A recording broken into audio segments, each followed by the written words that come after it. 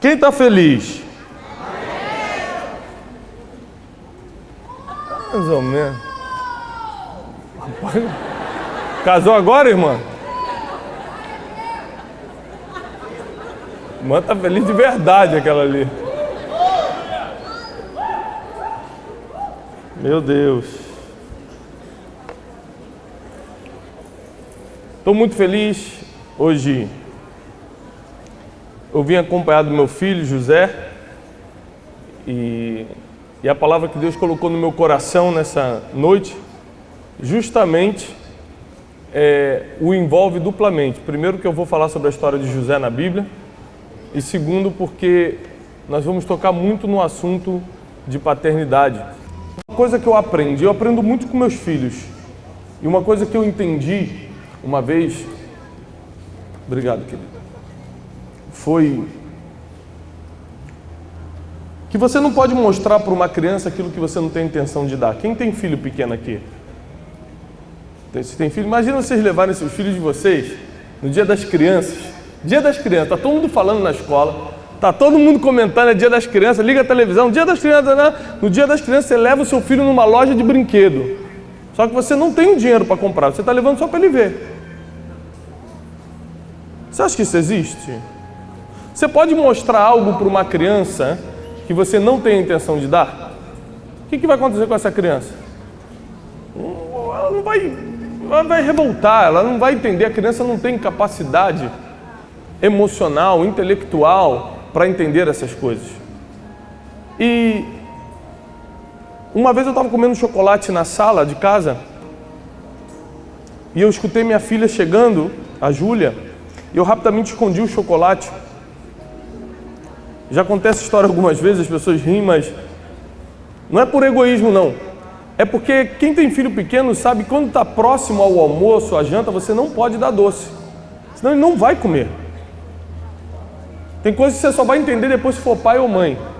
Muitas coisas você só vai entender dos seus pais quando você tiver seus filhos. Não tem jeito. Essa experiência é única. E eu falei, nossa, se ela ver o chocolate, se eu deixar ela ver, eu vou ter que entregar. Então eu preferi esconder, porque ela não ia nem saber que tem, não ia pedir e ia almoçar normalmente. Quando você não tem intenção de dar, é melhor não mostrar. E exatamente assim é Deus Pai conosco. Ele só nos mostra o que Ele tem intenção de nos dar. Quando Deus mostrou esse local para o pastor Salles, é porque Ele já tinha intenção de dar, senão Ele não mostraria. Deus não é aquele carrasco que te leva na loja de brinquedo, no Dia das Crianças, te mostra um monte de brinquedo, mas não vai te dar nada. Ele sabe que nós somos crianças, Ele sabe que nós somos filhos, Ele sabe que nós dependemos dEle. E isso é fundamental, que você entenda que tudo que Deus tem te mostrado, seja em sonho, seja em visão, seja porque você consegue visualizar um pouco o futuro e você fala, nossa, um dia. Quem aqui já falou, um dia? Quem já falou essa expressão? Um dia. Se Deus deixou você ver isso, que provocou esse um dia, é porque Ele tem intenção de te dar. Se Ele vai dar ou não, depende de tanta coisa. Músico tem muito isso, né? Você entra na loja de instrumento, semana passada eu estava em Los Angeles, fui lá na Guitar Center. 4 andares de instrumento musical. E aí os músicos, rapaz, só falta ajoelhar vendo as guitarras, vendo os pianos, vendo não sei o quê. E eu estava passando perto de um que falava espanhol e ele falou exatamente isso. Um dia eu vou ter essa Stratocaster, que era uma guitarra que estava assim disposta. Um dia eu vou ter. Eu não conhecia, só escutei ele falando, eu botei a mão no ombro dele e falei assim, olha, se Deus mostrou essa guitarra para você, é porque Ele já está com a intenção de te dar. Porque Deus não é carrasco, Ele é Pai.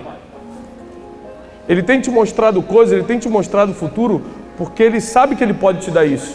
Quando Deus mostra o futuro para José, em Gênesis 37, Ele tinha a intenção de torná-lo governador. Quando Ele mostra o fecho dos seus irmãos se dobrando diante dele, Ele tinha a intenção de projetar aquele sonho na vida de José. O único problema é que a gente não consegue nem entender, nem sondar o coração de Deus, muito menos ver o futuro. E é por isso que a gente para na metade. Porque Porque quando Deus começa um processo com a gente não consegue entender o próximo passo. Então a gente se acha perdido. Agora, através da história de José, queria que você abrisse comigo em Gênesis 39. Nós vamos entender alguns segredos que talvez lhe ajude muito a entender a sua situação atual. Gênesis 39 diz o seguinte: e José foi levado ao Egito. Tinha acabado de ser vendido. Com quantos anos ele foi vendido? Gente, com quantos anos José foi vendido?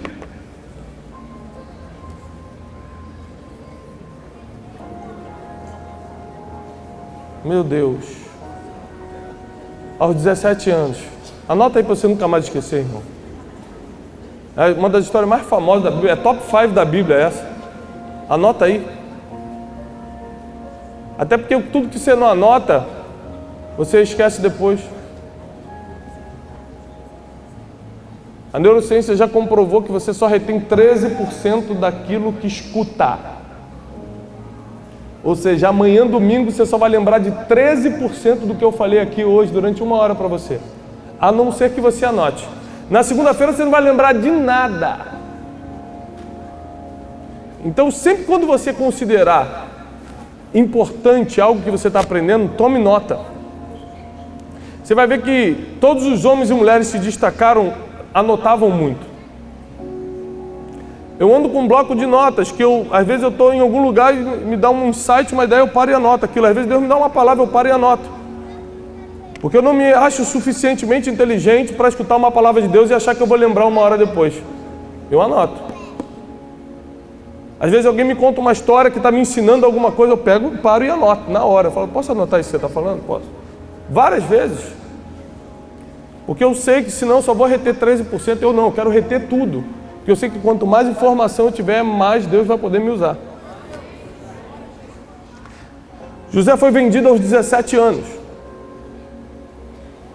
Um jovem, um adolescente, passando para a juventude. E a Bíblia diz que ele foi levado ao Egito, versículo 1, e Potifar, oficial de Faraó, capitão da guarda, homem egípcio, comprou-o da mão dos ismaelitas que o tinham levado lá. Primeiro, existem 2 motivos para José ter caído na mão de Potifar. O primeiro fato espiritual de que Deus escreveu nossos dias. Deus sabe o que vai acontecer contigo amanhã, você não sabe. Mas também tem um fato natural de que José já tinha 17 anos. A Bíblia diz que ele era homem de boa aparência. José cuidava das ovelhas de seu pai, ou seja, ele tinha experiência com o trabalho. E por ser filho de Jacó, que era um homem rico, era um menino bem cuidado. Isso quer dizer, se você viu qualquer filme de escravo, você sabe que escolhia-se os escravos pela aparência, pelos dentes, pela capacidade de trabalho, e os melhores escravos iam para as melhores casas. Quanto mais alta a patente do oficial, melhor era o escravo que ele comprava. Então, além de ter uma conspiração espiritual, existia uma pré-preparação para que José caísse, entre aspas, na casa de Potifar.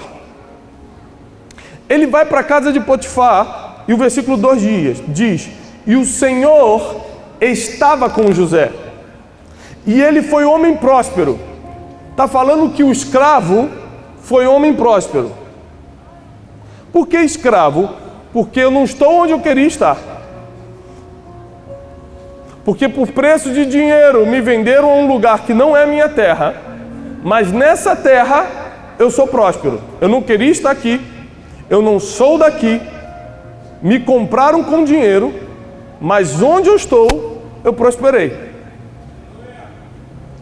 E continua. E foi homem próspero e estava na casa do seu senhor egípcio.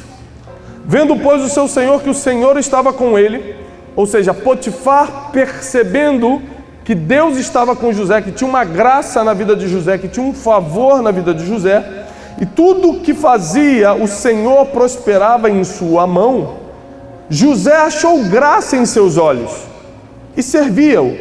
E ele o pôs sobre a sua casa e entregou na sua mão tudo o que tinha. E aconteceu que desde que o pusera sobre a sua casa e sobre tudo o que ele tinha, o Senhor abençoou a casa do egípcio por amor a José. E a bênção do Senhor foi sobre tudo que o egípcio tinha na casa e no campo. É uma história muito parecida com seu pai Jacó, que estava na casa de Labão. Você vai ver que as histórias geracionais se repetem muito. Já viu aquele vô que morreu de cirrose, o pai morreu de cirrose, aí vai o filho se mete, morre de cirrose, bebe, morre. As histórias geracionais se repetem tanto para o mal quanto para bem, tanto para a maldição quanto para a bênção. Não existe só maldição hereditária, existe bênção hereditária também. Muita coisa que você vai plantar na vida dos teus filhos, eles vão colher em bênção, e os filhos dos teus filhos também vão colher.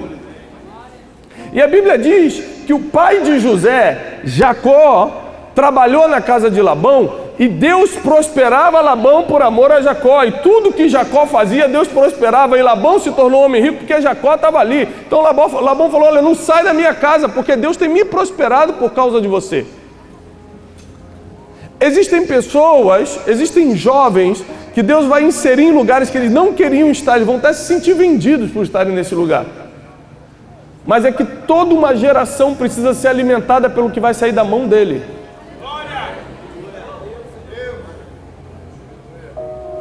Existem lugares que hoje você está e não gostaria de estar. Existem empregos, às vezes você está no emprego hoje e você fala assim, poxa, eu não gostaria de estar nesse emprego. Às vezes você está num lugar, seja geográfico ou emocional, que você fala, poxa, eu não queria estar aqui. Engraçado, José também não queria estar na prisão. José não fez nada para estar na prisão. José não merecia estar na prisão. O único problema é que o homem que um dia o apresentaria a Faraó estava na prisão. E Deus precisa te colocar no lugar onde as pessoas que vão soprar o teu nome diante de reis estão. Então não são lugares que você merece estar, são lugares onde as conexões que vão criar o teu futuro estão. E a vida continua, dizendo no versículo 6, e deixou tudo que tinha na mão de José, de maneira que nada sabia de tudo que estava com ele, a não ser do pão que comia. José era formoso de porte e de semblante. E aconteceu depois destas coisas que a mulher do seu senhor pôs os olhos em José e disse, deita-te comigo.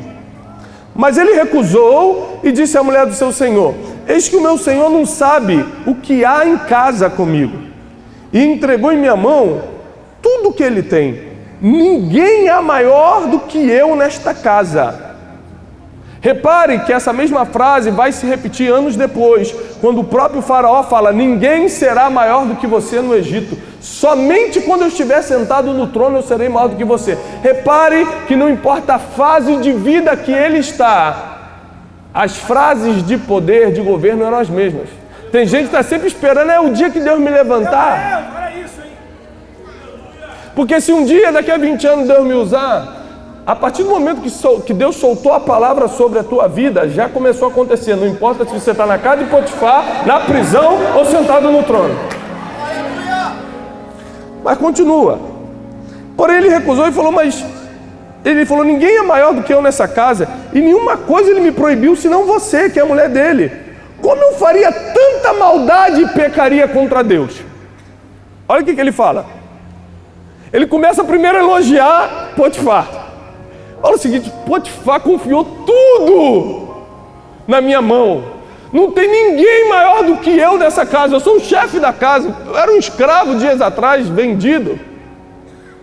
Agora eu sou o mordomo de tudo isso aqui. Mas ele encerra dizendo a verdadeira motivação do coração dele. Ele fala assim, e como eu faria tamanha maldade contra Deus? Aí já não é mais contra Potifar. Aí ele revelou a quem ele teme.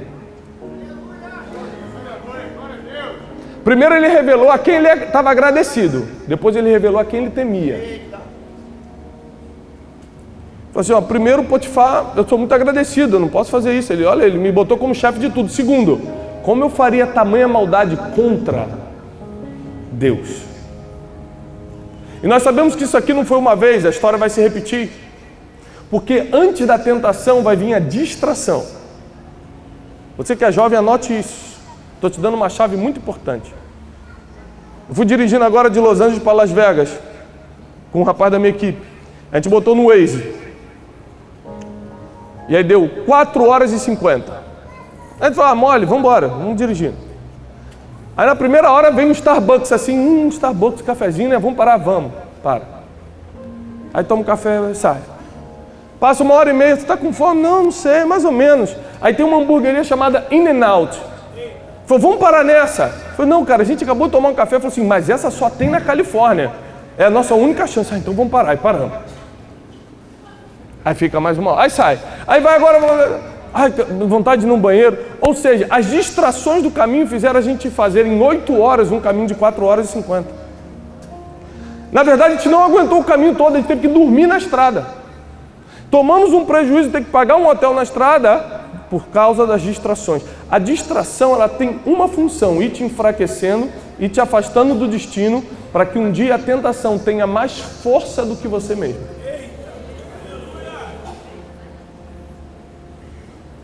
Só que José, eu vou te explicar quem é José aqui, que talvez você não tenha percebido. Com quantos anos ele foi vendido? 17. Agora todo mundo aprendeu. Até os 7 anos, isso é psicologia, qualquer um pode estudar isso. Até os 7 anos de idade, o seu caráter é formado. A sua gestão da psique, ou seja, a forma como você interpreta muita coisa no mundo é formado. Ou seja, por causa do ambiente que eu fui criado, dos pais que eu tive, pelas experiências que eu tive na infância com Deus e tudo, você pode ficar todo dia botando droga na minha frente que eu nunca vou usar drogas. Por que uns usam e outros não? Depende de como você interpreta, dos teus filtros mentais, daquilo que você viu na infância. Eu estava vendo um seriado na Netflix chamado El Chapo, que é a história de um grande traficante mexicano. Mostra que na infância dele ele queria aprovação do pai e não tinha. Quando ele conseguia o dinheiro, o pai dele ia lá, pegava o dinheirinho que ele conseguia trabalhando e gastava com prostituição e com bebida. O pai dele falava para ele, você não vai ser nada, rapaz, você nunca vai ser chefe, me dá isso aqui. Batia nele, fazia um monte de besteira. O único que aceitou ele na infância foi justamente o traficante da região. Que quando deu primeira melhor roupa, tudo. Aí o que ele via? Cocaína, matança e tal. Quando chega na hora de virar traficante na adolescência, qual é a dificuldade para ele? Nenhuma, porque o padrão mental está formado. Agora, José tinha outro padrão mental. Não adianta, depois que o teu padrão mental está formado, escute bem isso, depois que a tua percepção de mundo, que o teu padrão mental está formado, não adianta alguém tentar te convencer de outra coisa. Fala assim, cara, pode cheirar cocaína, é bom. Você fala, não, cara, obrigado. Você já tem uma percepção sobre aquilo, você tem um padrão mental sobre aquilo, não vou. Não adianta você tentar falar para uma pessoa que foi curada de câncer que Deus não cura. Porque a experiência que ela tem, o padrão, a percepção de mundo dela já era. Deus cura e agora, meu irmão, Deus cura. Quem era esse menino aqui que estava rejeitando a mulher de Faraó? Não é só que ele era um santo ungido, você acha que tinha um anjo aqui do lado dele com uma espada de fogo, não era isso não. A percepção de mundo era diferente. Ele era filho do homem que trabalhou 14 anos para ter sua mãe. Ele conhecia a história de amor. Ele tinha outra percepção de mundo. Ele foi um menino amado pelo pai até o ponto de ter uma roupa diferente. Filho de um dos maiores empreendedores da época. José soube administrar o Egito, não só porque aprendeu muito durante a prisão, mas porque até os 17 anos ele andou com Jacó, o homem que a Bíblia diz que era riquíssimo. Um homem que sabia fazer negócios. Não esqueça de onde esse escravo veio. Não esqueça a infância que esse escravo teve. A Bíblia diz em Gênesis 33 que Jacó está separando a família dele, cheio de medo, porque seu irmão Esaú, que ele não via há anos, está vindo com 400 homens contra ele. Ele começa a separar a família em grupos, porque está com medo. Se Esaú não quiser se reconciliar, se Esaú quiser me matar, pelo menos pega um bando e a gente foge com os outros. A Bíblia diz que ele separou dinheiro, que ele separou muitas fortunas para poder entregar a Esaú. E a Bíblia diz lá em Gênesis 33, e José estava com ele. O menino José, que um dia ia ser escravo, que um dia ia ser governador de todo o Egito, que um dia ia se tornar o homem mais poderoso da terra, esse menino estava com Jacó. E ele viu Esaú vindo na direção, e a Bíblia diz que eles se abraçaram, se agarraram no pescoço um do outro e choraram amargamente. Um com ele começou a chorar, meu irmão, e começaram a se perdoar. José está vendo isso na infância. Então não é coincidência de anos depois ele está com os próprios irmãos embaixo pensando, me vingo ou perdoo? Qual era o padrão mental que ele tinha? Vem para cá, vem, sobe vocês aqui. Eu sou José, me dá um abraço aqui. Me dá um abraço aqui. Porque presta atenção. Tudo que você sabe sobre a vida, tudo que você vai aprender sobre a vida, tudo que você vai sonhar, vai vir de uma pessoa chamada pai. Pastor, mas eu fui privado do meu pai, já vou te falar sobre isso. Se eu estou no altar hoje é por causa do meu pai. Se José resistiu a essa mulher aqui, foi porque o pai dele deu... Aqueles 17 anos foram preciosos para ele aprender o que pode e o que não pode, o que deve e o que não deve. É a famosa carta de Martin Luther King para o pai dele, aos 18 anos de idade, quando ele entra para a faculdade de teologia em Boston, ele escreve para o pai dele lá: pai, aqui está tudo bem, eu tenho comido muito bem, tenho feito as aulas e eu não faço nada aqui que eu não faria na sua frente. Assinado, seu filho. Porque depois que o menino está formado, não tem ninguém que convença ele que Deus não é bom, que droga é bom, que sexo é melhor do que a presença de Deus, que fazer isso, que fazer aquilo. Não tem nada.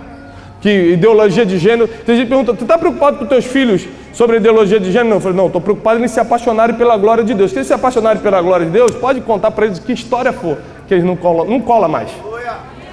É isso! A gente está focando no problema em vez de focar na única coisa que pode resolver.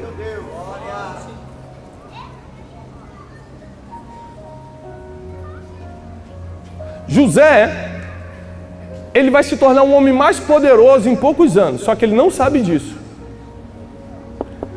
Você acha a história de José bonita porque você conhece o final. José aqui não tinha a mínima ideia do final. Você acha interessante porque você sabe que aos 30 anos de idade ele vai ser governador do Egito. Você acha um sofrimento, ele foi vendido com 17. Assume o Egito com 30. Ele sofreu, entre aspas, quanto tempo? É uma conta difícil, realmente. 13 anos. Realmente, eu vou ajudar. 13. A Bíblia diz que ele morre aos 110 anos. O que é sofrer 10, 12% da vida e ter 88% da sua vida governando? Tem gente que quer inverter, adora inverter. Vou sofrer 88% para ficar 12% aproveitando. Ô, glória!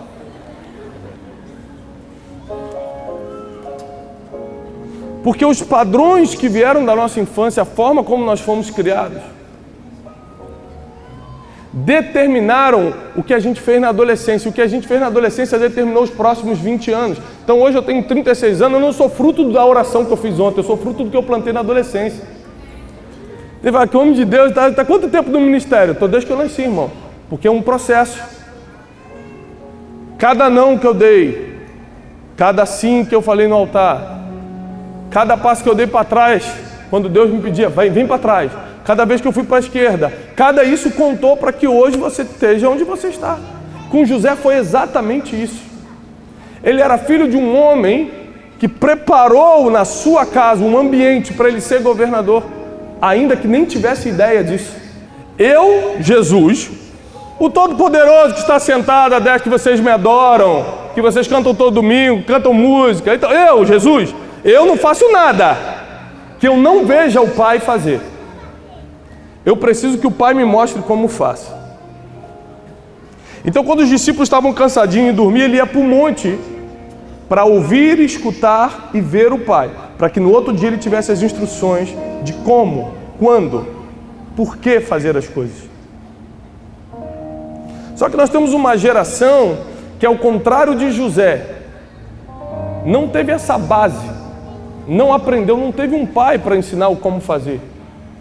Ele não viu o empreendimento que o pai fazia, ele não viu o amor que o pai tinha pela mãe. Ele não viu isso que José viu. O sofrimento de José foi suportável porque tinha algo por trás dele, que era uma família, que era um pai, que deu toda a base para ele estar onde ele está. Agora olha que privilégio você tem. Quem aqui não conviveu com o pai, ou teve um pai ausente de alguma forma? Quem aqui teve algum problema com o pai? Olha quanta gente. Tenta filmar isso aí. Fica com a mão levantada. Olha quantas pessoas. Ok, pode baixar agora. Sabe qual é o privilégio que Deus está te dando? Disso acabar na tua geração, porque a partir de hoje, a partir de agora, começa contigo, você vai ser patriarca. A Bíblia não fala muito de como foi a relação de Abraão com o pai, porque provavelmente não foi boa, mas de Abraão com Isaac fala, de Isaac com Jacó fala, de Jacó com José fala. Sabe por quê? Porque você pode ser Abraão, pode começar contigo, pode vir sobre você. Não importa o que você passou, e sim o que você agora vai fazer para passar para os teus filhos. Sabe por que eu trouxe meu filho para cá? Porque ele tem que ver o que é o altar. Porque quando ele tiver 15 anos, os problemas que o mundo vai ter, eu não vou ter preparação nenhuma para evitar. Eu não tenho como evitar o que falam para ele na escola. Se ele não se apaixonar por isso aqui primeiro, se ele não amar a palavra, se ele não amar a forma como eu trato a mãe dele, se ele não amar a forma como eu educo ele, qualquer coisa lá fora vai levar ele depois. Ninguém levou José. A Bíblia não diz que tinha anjo do lado dele. A Bíblia não diz que tinha algo uma bolha sobrenatural. A Bíblia só diz que ele era filho de Jacó e o Senhor estava com ele. E é por isso que o inimigo trabalhou muito para deturpar, inclusive, a paternidade espiritual, porque para quem não teve pai natural, automaticamente Deus coloca uma paternidade espiritual para suprir. E veio tantos abusos com isso, com essa paternidade espiritual, com isso, com aquilo, com cobertura.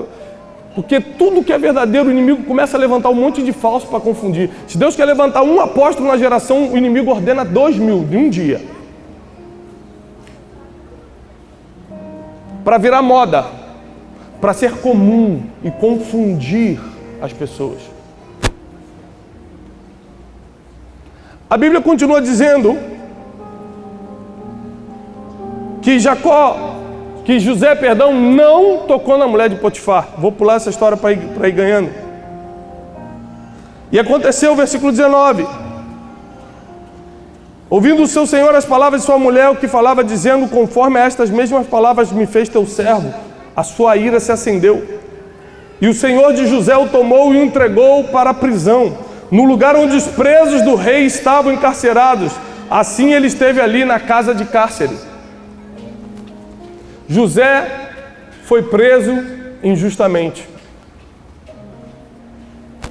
Aí a Bíblia diz, alegrai-vos quando vocês forem perseguidos por causa do meu nome. Porque não foi por causa de roubo, nem de mentira, nem de assassinato, mas foi por causa do meu nome. Alegrem-se quando você for preso injustamente, porque para falar mal de você vão ter que mentir, como mentiram sobre José.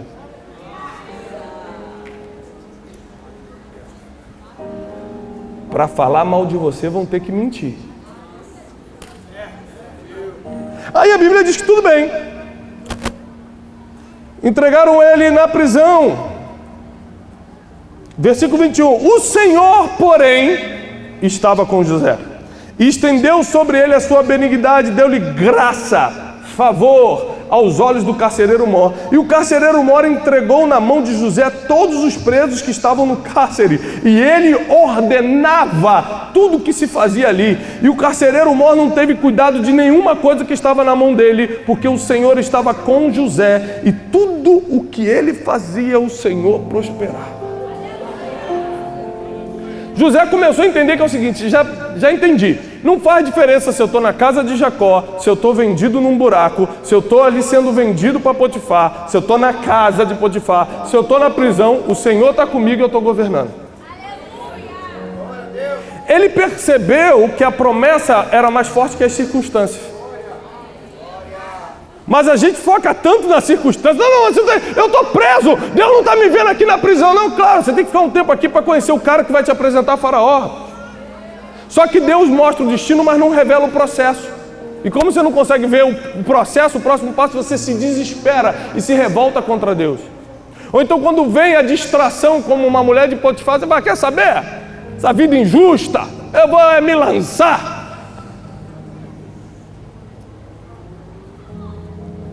Mas quem sabe de onde veio e quem sabe a quem está servindo, não se entrega às distrações da vida. Uma das melhores definições de foco é saber dizer não. Porque muitas propostas vão chegar na tua mão que nem são pecado, mas um dia vão ser. E enquanto elas não são, ela vem só para te distrair.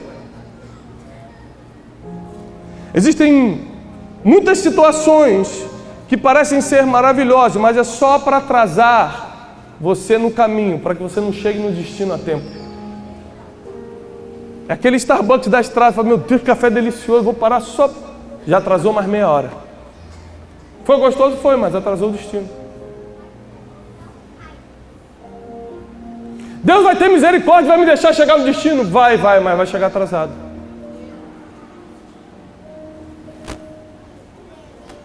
A base que Jacó deu para José fez com que aos 30 anos de idade ele estivesse sentado numa cadeira, governando todo o Egito. E a Bíblia diz que ninguém levantava ou descia a mão sem a autorização de José.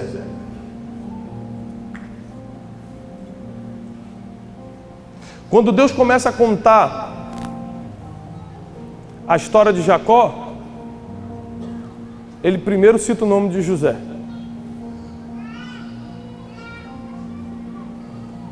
Porque tem muita coisa que Deus começou a fazer na tua vida, começou a te prosperar, começou a te dar, começou a curar as feridas emocionais, começou a te libertar dos traumas da infância. Não é por causa de você, é por causa do teu filho que está vindo.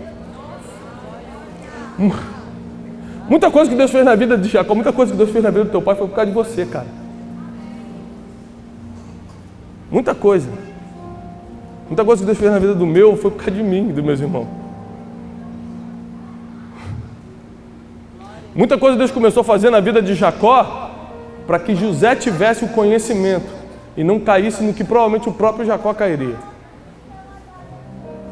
E não se entregasse às coisas que qualquer um se entregaria. Porque Deus precisava de um para governar sobre o Egito. E um jovem, 30 anos é muito jovem.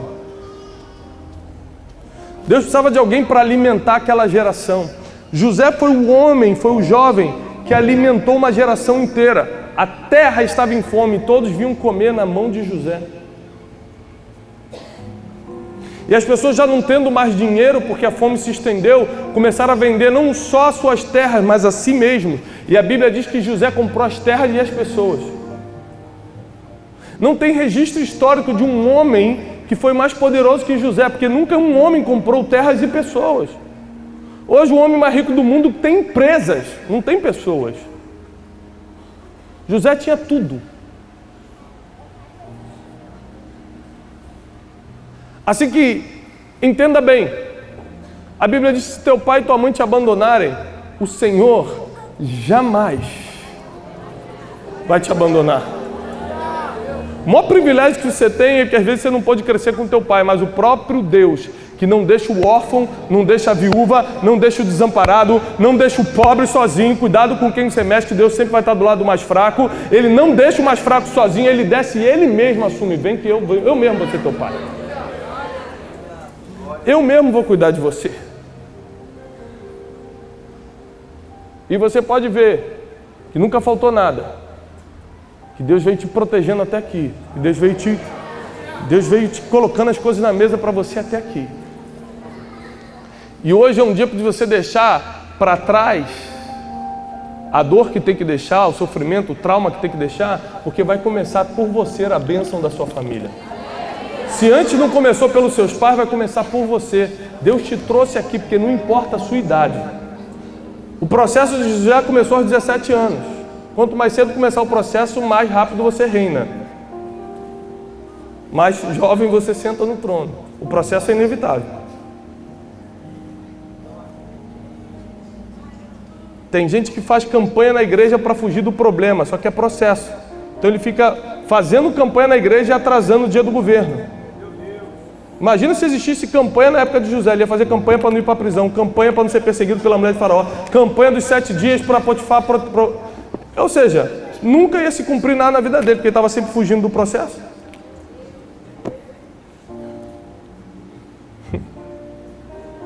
Deus te trouxe hoje aqui porque você vai entender que nós somos reflexo daquilo que fomos expostos na infância.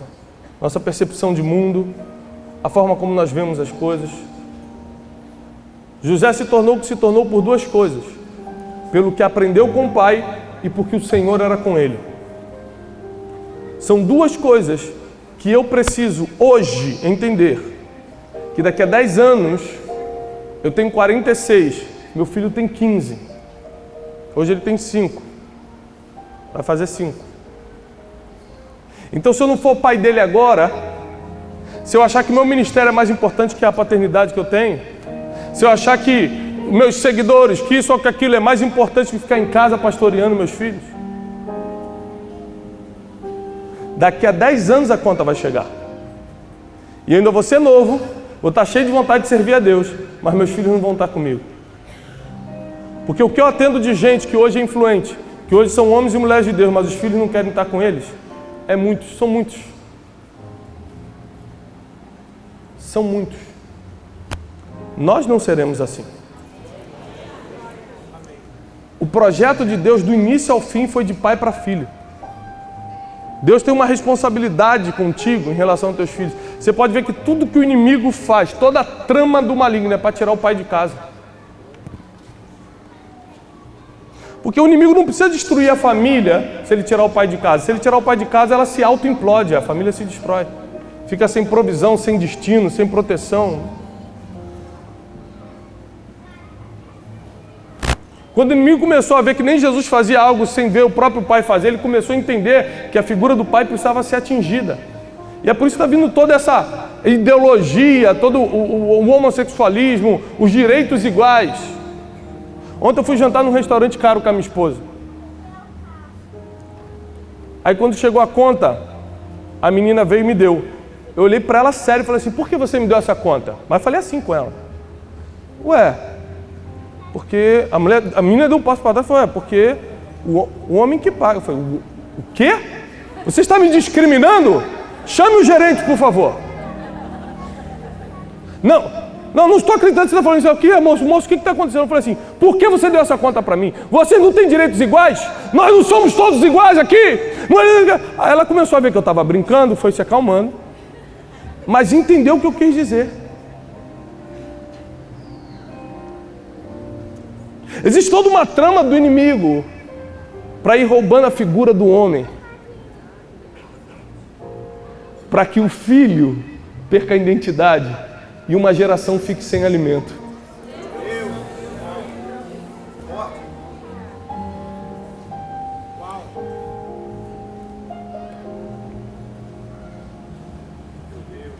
Porque eu vou ter minha história como pai, eu posso ter a história de Jacó. Eu fui chamado como Jacó, foi chamado de trapaceiro, aquele que fica pegando o calcanhar. Mas também em algumas fases da vida foi chamado de um homem que lutava com Deus, um homem que era... Jacó passou por tudo isso. José foi chamado de quê? De nada, porque tudo que Jacó passou, morre aqui, meu filho, eu vou passar para você agora só o que Deus tem para você. Maldição vai ficar para trás, se eu fui trapaceiro no passado vai ficar para trás, o que eu fiz vai ficar no passado, porque para as minhas gerações vai passar o projeto de Deus, para minhas gerações vai passar o que Deus determinou.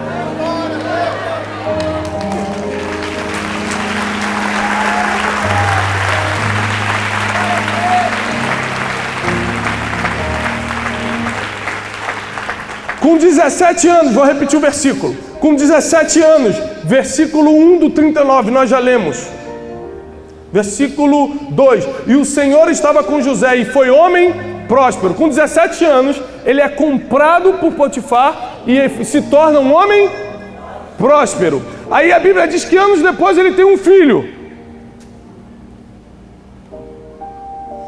E aí As pessoas perguntam assim, por que você está botando o nome dele? Por que você está botando esse nome? Ele falou assim, porque Deus me prosperou em terra estrangeira. Olha só, no primeiro ano que ele chega na terra de escravidão, Deus já começou a prosperar ele por causa de Manassés. Deus, tudo que Ele está fazendo por você é por causa do Asaf e da Rebeca. Tudo que Deus está fazendo por mim é porque eu sou passageiro. Eu já caí, já levantei, eu estou aprendendo, mas eles não vão passar pelo que eu passei. Seus filhos não vão passar pelo que eu passei. Mas eu não tive pai. Teu filho vai ter. Mas eu não pude adorar a Deus, não nasci em berço de ouro. Teu filho vai nascer no berço de ouro. Teu filho vai nascer no altar. Teu filho vai estar aqui, porque só depende de você e a decisão você toma hoje. É por isso que essa palavra é para jovem, porque está na hora de você decidir quem você vai ser nos próximos 10 anos. Quando eu sento para falar com minha equipe, hoje nós temos 18 pessoas que trabalham no nosso ministério integralmente. Tudo que a gente planeja, a gente está falando o seguinte, tudo que eu estou tomando a decisão, as decisões que nós vamos tomar vai afetar no meu filho, teu filho, teu filho. A gente nunca toma uma decisão por causa de um eventinho, por causa de uma coisinha ou de outra. Quantas coisas nós abrimos mão, porque a gente está pensando sempre nas gerações, porque Deus sempre pensou em gerações. Daqui a 10 anos, meu filho vai ter 15 anos, eu quero que ele me abrace e fale assim, você é meu pastor. Pai, eu te amo, eu aprendo tudo contigo. É isso que eu quero. Então, para que você está trabalhando? Estou trabalhando para isso. Se outras pessoas puderem entender através do que eu prego a mesma coisa e falar, você é meu pastor, eu vou ficar muito feliz. Aprendo muito contigo, vou ficar muito feliz. Olha, você abençoa minha vida, eu vou ficar muito feliz. Mas eu faço mesmo, é por causa dos meus filhos. É para que eles alimentem a geração. Deus não vai deixar você morrer na etapa que está. Por quê? Escute isso. Para José, que estava vindo da escravidão, a casa de Potifar era um sonho. Sou jovem, minhas emoções estão à flor da pele. Eu estava para ser vendido como escravo, agora eu estou governando uma casa, está ótimo. O que você faz quando acha que chegou no teu destino final? Defende com todos os dentes. Você fala, daqui ninguém me tira, eu estou na bênção. Você percebe que não está na bênção quando as distrações e as tentações são maiores do que o lugar que você está. Quando ele percebeu que a distração ali era muito grande por causa da esposa de Potifar, ele deixou ir. E regrediu, foi para a prisão. Ele não avançou, regrediu. Tem vezes que Deus vai te puxar para trás, porque vai ser mais rápido vindo para trás, ele dá uma flechada. Da prisão ele foi direto para o trono, não teve mais escala, foi direto. Bum, caiu no trono. Eu encerro com isso aqui. Olha só, ele estava na prisão, e na prisão, eu estou escrevendo um livro chamado O Maior Poder do Mundo. Esse livro vai ser revolucionário. Eu vou falar sobre os 7 poderes que regem o mundo. Esses 7 poderes não foi só uma revelação divina. Eu entrevistei 100 líderes mundiais, viajei 45 países para descobrir quais são os 7 poderes que realmente movem o ser humano. Porque você acorda de manhã e sai para fazer, o que os maiores e os mais históricos heróis fizeram, ou seja, quais foram os poderes que moveram esses homens. 2, José tinha todos, mas 2 se manifestaram na prisão. Olha que interessante, 2 se manifestaram na prisão. Primeiro, ele fez uma conexão. Ele se conectou a pessoas, ele montou uma networking. Agora presta atenção, o que é se conectar com uma pessoa? Não é eu conhecer o Tom hoje, ele anotar meu WhatsApp e falar assim, vamos trocar o WhatsApp, pronto, agora eu conheço o Tom, ele me conhece. Isso não é conexão, não. Conexão é quando é aquilo que aconteceu com Jonatas e Davi. A alma de Jonatas se conectou de Davi. E aí Jonatas está pensando mais em Davi do que nele. E quando ele escuta que o pai vai matar Davi, ele fala assim, olha, eu vou trair meu próprio pai, vou trair o rei de Israel, mas não vou deixar Davi morrer. Isso é uma conexão. Conexão é quando você tem coragem de estar aqueles 3 minutinhos diante do homem mais poderoso da terra, sendo apenas um copeiro, apenas um garçom, e diante de Faraó lembrar de citar o nome de José. Conexão é quando alguém tem coragem e amor suficiente para te citar diante de poderoso. Fala assim, você precisa conhecer o fulano. Entendeu? Isso é conexão. Isso é networking. José conseguiu montar isso dentro da prisão. Que ele podia estar assim, o que eu estou fazendo no meio desse bandido? Eu não merecia estar aqui. Mas como a saúde emocional dele estava em ordem por causa do pai que tinha, por causa da onde veio, por isso que a origem acaba determinando o destino. Ele estava na prisão fazendo contato. Então as conexões foram o tubo que levaram ele para dentro da sala de Faraó. Mas o que colocou ele lá? A sabedoria para resolver problemas. Então tem dois poderes aqui. José tinha todos, mas eu quero falar só de dois. O poder das conexões e o poder da sabedoria. As conexões colocaram ele ali, mas a sabedoria foi um motivo pelo qual ele estava ali. Porque Faraó tinha um problema para resolver. E esse copeiro falou, tem um homem lá na cadeia que pode resolver. Ele tem sabedoria para resolver esse problema. José vem e resolve o problema. E quem resolve o problema difícil recebe o governo. Ele recebeu o governo. Agora, o mais engraçado é que quando ele entra na sala de Faraó, a Bíblia diz assim, ó. E Deus deu graça. Repete comigo, Deus deu graça. A José diante dos olhos de Faraó. Aí aquele escravo, prisioneiro, com roupa de prisioneiro, com cheiro de prisioneiro, entra na sala. Faraó olha para ele e olha a primeira pergunta que Faraó faz: quem melhor do que você? Aí o prisioneiro se olha assim: eu? Quem melhor do que você para governar todo o Egito? Porque quando Deus dá graça para você, não importa que faculdade você veio, não importa quem foi teu pai, não importa que bairro você nasceu, quando Deus dá graça para você, os poderosos perguntam: quem é melhor do que você para ter o que eu tenho agora? E passa para você. A história de José parece muito com a sua, em algum lugar. Seja lá no início com Jacó, seja no momento da prisão, seja na mulher de Potifar, seja na hora que ele senta no trono. A história de José é a história do ser humano. Se encaixa com a sua em algum lugar. Por isso que Deus te trouxe aqui hoje. Porque Ele quer que a gente coloque os olhos no que realmente importa. Deus te trouxe até aqui porque Ele quer te colocar no tempo certo sentado no trono. Se estava escrito seria aos 30 anos, não pode ser aos 35 nem aos 40. Às vezes você já passou, já era para estar sentado, já era para estar governando o que era para governar. O sonho que Ele te deu lá atrás já era para ter acontecido. Nós vamos sair hoje das desculpas. Nós vamos sair hoje dos coitadinhos. Mas é coitado de mim. Vamos sair hoje do vitimismo. E nós hoje vamos dar um novo destino para a nossa caminhada aqui na terra, para o nosso ministério, para os nossos filhos, para tudo que Deus confiou na tua mão. O que Deus confiou na tua mão? O que Ele confiou na tua mão? O que Ele confiou na tua mão? Na época, Davi era um adolescente da idade, muitos que estão aqui, ele confiou as ovelhas do pai. Aí vinha urso, ele matava urso por causa das ovelhas do pai. Porque o que Deus confiou na tua mão é para você proteger. O que eram as ovelhinhas, as poucas ovelhas do pai para quem seria o grande rei de Israel? Nada. Mas naquela época era o que Deus confiou na mão dele. O que Deus confiou na tua mão hoje? É isso que você tem que proteger. Tem gente que está sonhando tanto com o futuro que esquece do que Deus colocou na mão agora. José sabia respeitar os processos, por isso chegou onde chegou. Você também vai respeitar. Você não vai mais fugir de problema, agora você vai resolver os problemas. Aí teu chefe vai olhar para você e vai falar assim: rapaz, quem melhor do que ele para assumir a gerência dessa multinacional? Tá aí um problema, todo mundo corre, ele vai e resolve, ou ele é maluco ou ele é o próximo gerente, é um dos dois. Deus vai te dar capacidade para fazer as coisas. Deus vai suprir a ausência de pai se você, caso teve. Se não teve, se precisa só de uma restauração, Deus vai restaurar. Aliás, hoje é um bom dia para você honrar teus pais. Se você tiver oportunidade, se eles estão vivos, liga para eles hoje, honra teus pais, honra teu pai e tua mãe.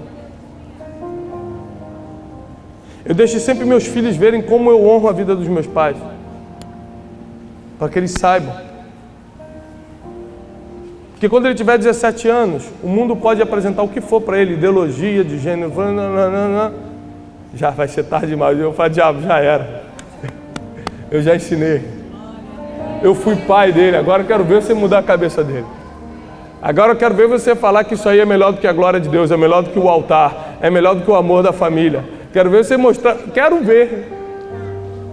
Vai chegar uma hora que a gente vai inverter quem vai ficar com medo. Hoje a gente está com medo. Ai meu Deus, será que isso vai entrar na nossa casa? Será que o demônio vai pegar nossos filhos? Será que a ideologia...